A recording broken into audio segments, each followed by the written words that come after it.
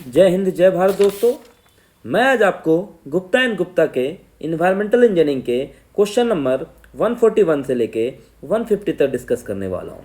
और ये भी बहुत ही इंपॉर्टेंट क्वेश्चन है जो कि सभी कम्पिटिटिव एग्जाम में पूछे जाते हैं। तो चलिए हम लोग डिस्कस करते हैं। Question number 141, for normal sludge the value of sludge index for Indian condition is option A 1 to 50, option B 50 to 150, option C 150 to 350 and option D 350 to 500। जैसा कि मैंने पिछले क्वेश्चन में ही डिस्कस किया था कि स्लज वॉल्यूम इंडेक्स क्या होता है, फिर से मैं आपको बता देता हूं कि स्लज वॉल्यूम इंडेक्स जो होता है वो हमारा सेटलिंग कैरेक्टरिस्टिक्स ऑफ स्लज के बारे में बताता है इन एएसपी, ठीक है, एक्टिवेटेड स्लज प्रोसेस में। इसको हम लोग और इन टर्म्स में बोल सकते हैं कितनी volume in millilitre occupied by 1 gram of sludge after 30 minutes of settling, उसे हम लोग बोलते हैं स्लज वॉल्यूम इंडेक्स, ठीक है। तो इंडियन कंडीशन में जो स्लज वैल्यू इंडेक्स की वैल्यू दी गई है वो 50 से लेके 150 तक ml पर ग्राम बताई गई है जो आइडियल कंडीशन में, ठीक है। जितनी ज़्यादा higher the sludge volume index उतना हमारा क्या हो जाता है, लाइट एंड फ्लफी स्लज हो जाता है। अगर लाइट स्लज हो जाएगा, हल्का स्लज हो जाएगा और फ्लफी स्लज रहेगा तो उसको ज़्यादा समय लगेगा सेटलिंग होने में। तो इंडियन कंडीशन में कहा गया है कि नॉर्मल स्लज वॉल्यूम इंडेक्स की वैल्यू होनी चाहिए 50 to 150, इसकी यूनिट होती है मिलीलीटर पर ग्राम में। तो हमारा बी करेक्ट आंसर होगा 50 to 150। Question number 142, when there is no recirculation of sewage then recirculation factor is option A 0, option B 1, option C infinity and option D none of the above। इस question में सबसे पहले आपको समझना है कि ये रिसर्कुलेशन फैक्टर क्या होता है। तो रिसर्कुलेशन फैक्टर क्या होता है, कितना number of effective passes through the filter, उसे हम लोग बोलते हैं recirculation factor, from which means that जो हमारा outlet to before the trickling filter, उसे हम लोग बोलते हैं recirculation factor. Outlet to before the trickling filter, ठीक है, उसे ही हम लोग बोलते हैं रिसर्कुलेशन फैक्टर। तो रिसर्कुलेशन फैक्टर को हम लोग डिनोट करते हैं एफ से। उसका मैथमेटिकल रिलेशन होता है 1 plus R divided by 1 plus 1 minus F 1 minus F bracket में इंटू आर, फिर सबका हमारा होल स्क्वायर होता है। यहाँ पे क्वेश्चन में पूछा गया है कि there is no recirculation of sewage. इस क्वेश्चन में पूछा गया है कि यहाँ पे रिसर्कुलेशन नहीं है, मतलब क्या, हमारी आर की वैल्यू क्या हो जाएगी, 0 हो जाएगी। तो हम पुट करेंगे यहाँ पे आर की वैल्यू 0, तो आप चेक करेंगे तो हमारी वैल्यू कितनी आनी चाहिए। तो चलिए हम लोग पुट करते हैं F equal to 1 plus 0 upon 1 plus 1 minus F into 0 का स्क्वायर। तो हमारी वैल्यू आ रही है 1/1, तो हमारी वैल्यू आंसर हो जाएगी 1 हो जाएगी। तो चलिए हम लोग आंसर ढूंढते हैं। ऑप्शन ए 0 बिल्कुल गलत जवाब है, option B 1, B is the correct answer. यहाँ पे क्वेश्चन और पूछा जाता है कि आर क्या है, आर यहाँ पे हमारा डेट इज रिसर्कुलेशन रेशियो बोला जाता है इसे।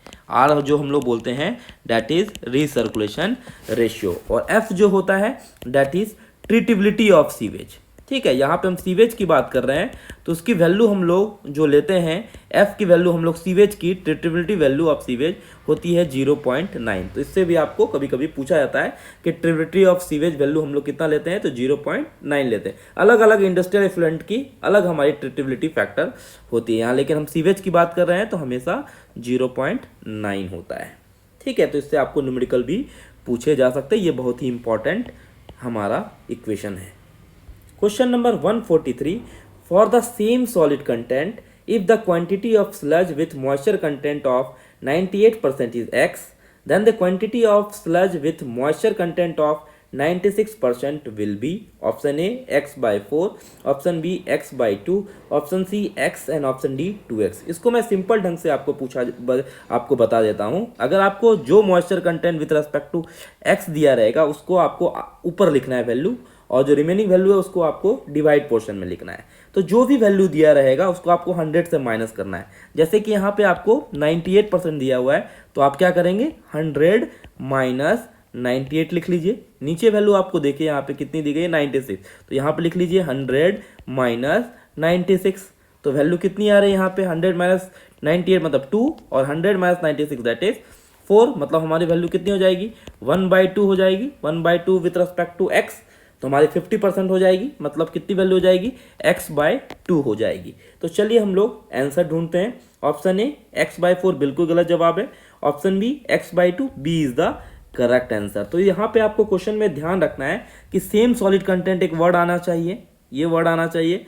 फिर आपको पूछा गया है जो परसेंटेज दिया गया, जैसे मैं यहाँ पे मैं लिखा कि 96% is x and other is 98%, तो यहाँ पे क्या हो जाता, तो यहाँ पे हो जाता 100 माइनस 96 अपॉन 100 माइनस 98। जो विथ रेस्पेक्ट टू एक्स देगा वो हमारी पहले लिखना है और जो सेकंड वाली वैल्यू है उसको नीचे लिखना है। तो इस केस में हमारा आंसर हो जाता कि 4/2 मतलब कितना हो जाता 2, मतलब यहाँ पे 200% हो जाता। तो ऐसे आपको चेक करना है, ठीक है।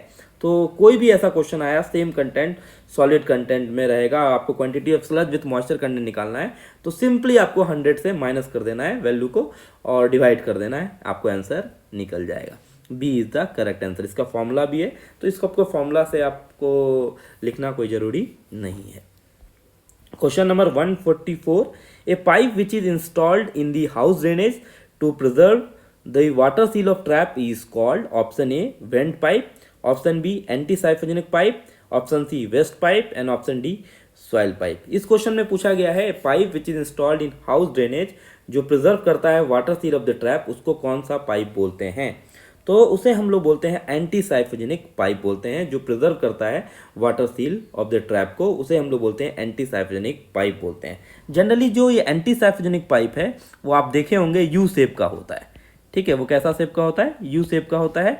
जनरली जो ये पाइप है इसको हम लोग कहाँ पे कनेक्ट करते हैं, इसको हम लोग कनेक्टेड करते हैं आउटलेट ऑफ द टॉयलेट में, ठीक है। It connects outlet of toilet में। ये क्या करता है, ये करता है, ये मेंटेन करता है वाटर सील, ये मेंटेन करता है water seal of the trap को, कि इसलिए हम लोग इसमें वाटर को वो मेंटेन करता है कि जो फॉयल गैसेस हैं वो एंट्री ना हो पाए, ठीक है। ये जनरली हम लोग टॉयलेट एंड बाथरूम में इसको रखते हैं एंटी साइफोजेनिक पाइप को।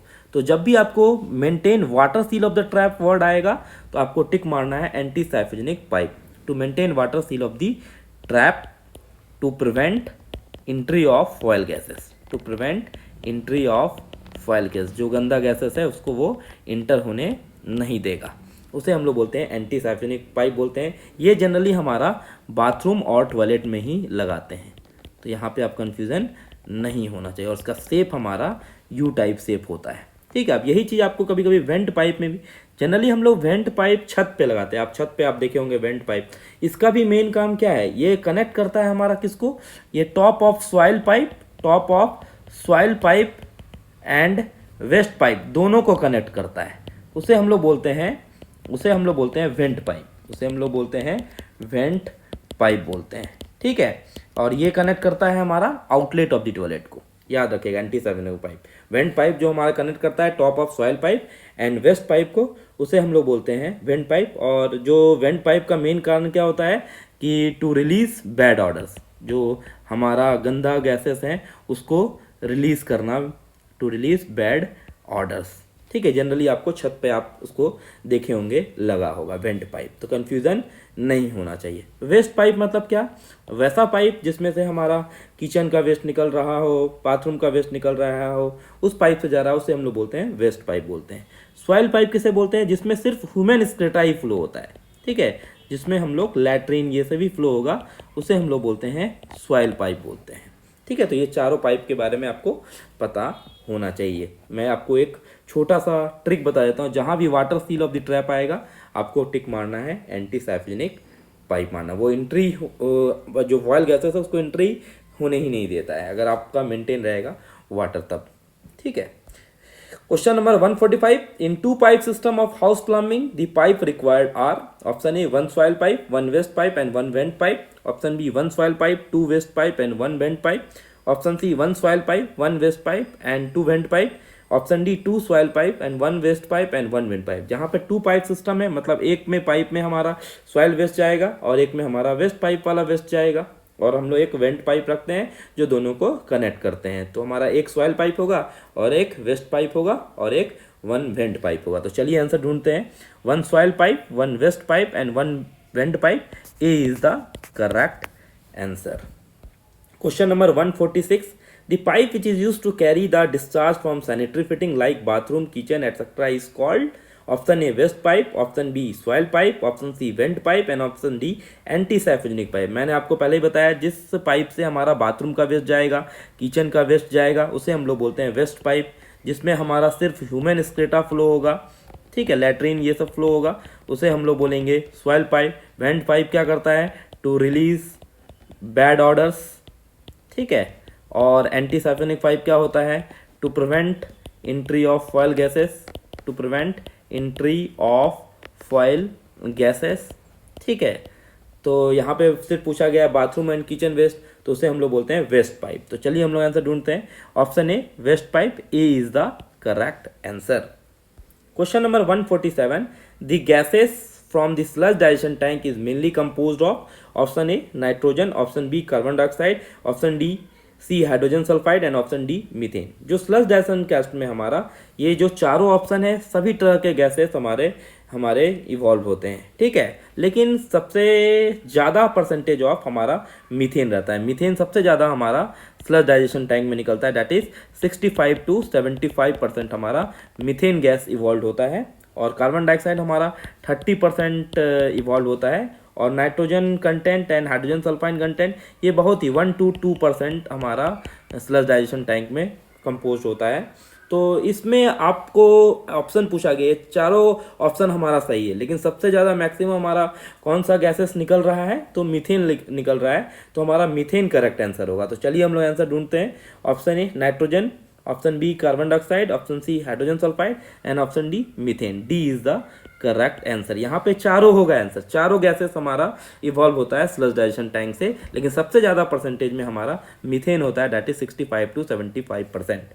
और कार्बन डाइऑक्साइड सेकेंड नंबर पे 30%, फिर नाइट्रोजन एंड हाइड्रोजन सल्फाइड हमारा 1 to 2% इवॉल्व होता है स्लज डाइजेशन टैंक में। तो ध्यान से आपको टिक मारना है, कभी कभी आपको मीथेन नहीं देगा, ठीक है, तो आपको कार्बन डाइऑक्साइड आंसर हो जाएगा, ठीक है। कभी कभी आपको मीथेन भी नहीं दिया, कार्बन डाइऑक्साइड भी नहीं दिया जाएगा, तो हाइड्रोजन सल्फाइड हो जाएगा आंसर, ठीक है, फिर आपका नाइट्रोजन हो जाएगा। तो इसको ध्यान से आपको समझना है। Question number 148. Most of the bacteria in sewage are parasitic, saprophytic, pathogenic and D anaerobic. जो बैक्टीरिया सीवेज में होता है वो हमारा सेप्रोफाइटिक होता है, वो हमारा हार्मलेस होता है, ठीक है, वो हमारा हार्मफुल टू इन्वायरमेंट भी नहीं होता है, ये हार्मलेस होता है। और इसका क्रिटिकल रोल रहता है for the treatment of the sewage. ये क्या करता है? ये ब्रेक डाउन करता है वेस्ट को inorganic to organic by product, ठीक है। तो इसका आंसर हो जाएगा सेप्रोफाइटिक। ये सभी टाइप के बैक्टीरिया प्रेजेंट है, लेकिन जो सीवेज में बैक्टीरिया प्रेजेंट होते हैं दैट इज सेप्रोफाइटिक्स, और ये हमारा हार्मलेस होता है, ठीक है। यहाँ पे मैं अंडरलाइन भी किया हूँ, ये हमारा हार्मलेस होता है और they play critical role in the treatment of the sewage. ये ब्रेक डाउन करता है किसको? हमारा inorganic waste to organic waste में तोड़ता है, ठीक है। तो ये भी याद रखना, जो सीवेज में बैक्टीरिया रहता है दैट इज सेप्रोफाइटिक बैक्टीरिया रहता है। तो B is the correct answer. Question number 149. The process of lagooning is primarily a means of option A reducing the excessive flow in a sewer, option B disposing of sludge, option C increasing the capacity of storage reservoir and option D increasing flow of sewage through Imhoff tank. मैंने पहले भी आपको बताया हूँ कि जो process of lagooning किसका है? It is a disposal of sludge का मेथड है। तो चलिए हम लोग आंसर ढूंढते हैं। Option A reducing the excessive flow in the sewer बिल्कुल गलत जवाब है। Option B disposing of the sludge, B is the correct answer. जो लैगूनिंग है it is a process of disposal of sludge, तो B is the correct answer. Question number 150. Biochemical treatment of sewage effluent is essentially a process of option A oxidation, option B dehydration, option C reduction and option D alkalization। याद रखिएगा, जो biochemical treatment of sewage effluent है ये दो process से बनता है हमारा यहाँ पे, ठीक है। यहाँ पे आपको ऑक्सीडेशन भी सही होगा और रिडक्शन भी सही होगा, ठीक है। लेकिन ऑक्सीडेशन और रिडक्शन दोनों सही होगा, ठीक है। क्यों, हमारा जो ये डिपेंड्स करता है कि ट्रीटमेंट कैसी है। अगर ट्रीटमेंट एरोबिक है और एनारोबिक है, ठीक है, अगर आपका एनारोबिक ट्रीटमेंट है तो यहाँ पे आंसर आता आपको रिडक्शन, अगर हमारा एरोबिक ट्रीटमेंट है तो यहाँ पे हमारा आता ऑक्सीडेशन। तो इस क्वेश्चन में आपसे पूछा गया है बायोकेमिकल ट्रीटमेंट, तो इन दोनों में से हमारी प्रायोरिटी आपको देना है ऑक्सीडेशन को पहले, ठीक है। तो चलिए हम लोग आंसर ढूंढते हैं। Option A oxidation is the correct answer, ठीक है। रिडक्शन कब होता, जब ट्रीटमेंट हमारी एनारोबिक रहती, तो हमारा हम लोग बोल सकते थे कि reduction is also a process which is use for the sewage effluent treatment, ठीक है। तो ये आपको याद रखना है। आशा करता हूँ आपको ये वीडियो पसंद आया होगा। अगर पसंद आया है तो वीडियो को लाइक कीजिए, शेयर करें और ऐसे नई वीडियो देखने के लिए मेरे चैनल को सब्सक्राइब करें, Jha channel. Thank you for watching.